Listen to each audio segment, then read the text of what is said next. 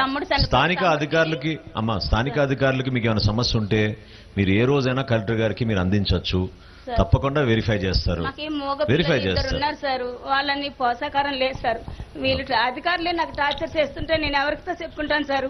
నేను స్టేషన్ కి నాకు అరెస్ట్ చేశారు సార్. నాకు పెన్షన్ వస్తుందా వాళ్ళకి? మీ పిల్లలకి పెన్షన్ వస్తుందా? చాలా తిప్పలు పెట్టారు సార్. పెన్షన్ వస్తుందా పిల్లలకి? వస్తుంది సార్. పెన్షన్ రేషన్ మాకు పోషాకారం సార్.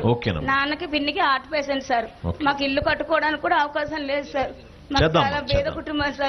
సరే, ఖచ్చితంగా 100% మీరు ఎంత గట్టిగా చెప్పారో అది ఇవాళ నిన్న సమస్య కాదు, దాదాపుగా పలు సంవత్సరాలుగా జరుగుతుంది. దానివల్ల స్టేట్ నుంచి ఒక ఉన్నత అధికారులు ఇక్కడ స్థానిక వాళ్ళ సంబంధం లేకుండా ఒకసారి ఇది పరిశీలన చేస్తాం.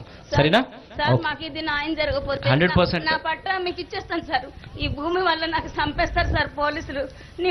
లేదు, అప్పుడు దాకా మిమ్మల్ని ఎవరు డిస్టర్బ్ చేయకుండా చూడాల్సిన బాధ్యత నాది. ఓకే, మీ దగ్గర ఎవరు ఏ అధికారులు మీకు ఇబ్బంది పెట్టరు. ఈ స్టేట్ నుంచి రావడానికి వరకు మీకు ఎట్లాంటి సమస్య లేకుండా చూసుకుంటాను. ఎస్పీ గారు మాట్లాడతారు సార్. నాకు ఇప్పుడే క్లియరెన్స్ అయ్యింది సార్. నాకు వీళ్ళు చంపేస్తారు సార్. నేను ఉండలేదు సార్. నా పట్ట మీకు ఇచ్చేస్తారు సార్.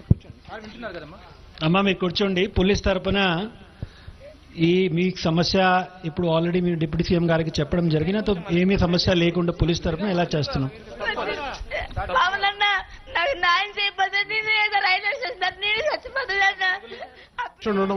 కూర్చోబెట్టండి. అమ్మా ఇందాక వినండి, ఒక నిమిషం ఉండండి. మీరు ఎంతకాలం జరుగుతుందమ్మా కూడా 15 నుంచి కదా. మరి పోయిన ప్రభుత్వంలో మీరు ఎప్పుడు ఇలా ఇంత ధైర్యంగా రాగలిగారా కదా? అలా కదా, వినండి. మీరు ఒకసారి పైన కూర్చోండి. మీరు ఇలా చేస్తే సమస్య పరిష్కారం రాదు. పైన కూర్చోండి. మీరు ఇందాక రోడ్డు మీద అలా అడిగితేనే కదా మిమ్మల్ని ఇక్కడ దాకా కూర్చోబెట్టాను. వినాలి కదా ఫస్ట్. ఇంతమంది జిల్లా ఉన్నతాధికారులు ఇంతమంది వచ్చి మాట్లాడితే మీరు అసలు మీకు ఇంత ధైర్యం, ఇంత బలంగా మాట్లాడగలిగే శక్తి గత కాలంలో వైసీపీ ప్రభుత్వం ఎప్పుడు ఇచ్చిందమ్మా మీకు? మీరు ఒకసారి ఆలోచించండి కదా. మరి కదా, వినండి. మరి వినాలి కదా. నేను ఇప్పుడు ఇన్ని కోట్ల మంది జనాభాని నేను ఒక్కనే రోజు తీయలేను కదా. ఉన్న అధికారులందరికీ చెప్పాలి కదా. ఇంతమంది ఉన్నత అధికారులు ఇస్తున్నారు కదా మీ అందరికీ మాట.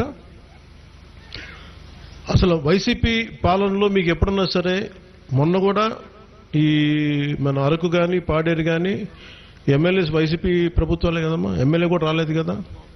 మీ స్థానిక ప్రతినిధి కదమ్మా మొట్టమొదటి మీ అందరికీ ప్రాతినిధ్యం వహించాల్సింది. మీరు ఇంత ధైర్యంగా చెప్పుకోగలరా? ఇంత బాధను వ్యక్తపరచగలరా? మేము ఇంతమంది భరోసా ఉన్నప్పుడు నన్ను ఎవరూ రక్షించలేరు అని అంటాం, అది కూడా భావ్యం కాదు కదా. అలా ఎలా అంటారు?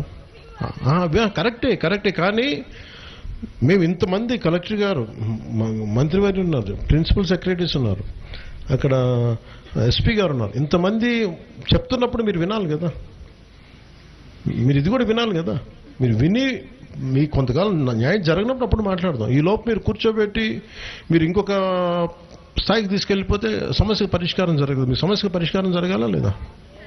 మరి సమస్యకు పరిష్కారం జరగాలంటే కూర్చోబెట్టి నేను చేయించడానికే కదా ఇంత దూరం ఎవరు వచ్చారు? ఇప్పుడు దాకా రోడ్డు కూడా రాలేదు కదా. ఇప్పుడు దాకా మీరు చెప్పాలి కాదమ్మా. వినండి, ఫస్ట్ వినండి. మీరు ఓటేసిన ఎమ్మెల్యే ఈ రోజు దాకా ఈ గ్రామంలోకి అడుగు పెట్టలేదు. ఎందుకంటే రోడ్డు కూడా వేయించలేకపోయారు వాళ్ళు. అడ్డగోలుగా కూర్చోబెట్టి బెదిరించే ప్రభుత్వాల్లో ఒక్క వ్యక్తి రాలేదు మీ దగ్గరికి. గత రాష్ట్ర ముఖ్యమంత్రి, గత ప్రభుత్వ పాలన ఉన్న ముఖ్యమంత్రి ఒక్కరోజు కూడా రాలేదు ఇక్కడ కదా. మీ దగ్గర ఉన్న సమస్యను చెప్పుకోవడానికి భయం వేస్తుంది కదా. ఆ భయాలను దాటి మేము ఇది పీపుల్స్ ఫ్రెండ్లీ ప్రభుత్వం అని ఎందుకు అంటామంటాం? ఇది మా కూటమి ప్రభుత్వాన్ని మీరు తిట్టినా, మీరు ఏదైనా బాధపడ్డా, ఇంకోటి చేసినా వినటానికి ఉన్నాం మేము అందరం. మీ సమస్యను తీర్చడానికే ఉన్నాం ఇక్కడ. మీ సమస్యను తీర్చడానికే ఉన్నాం.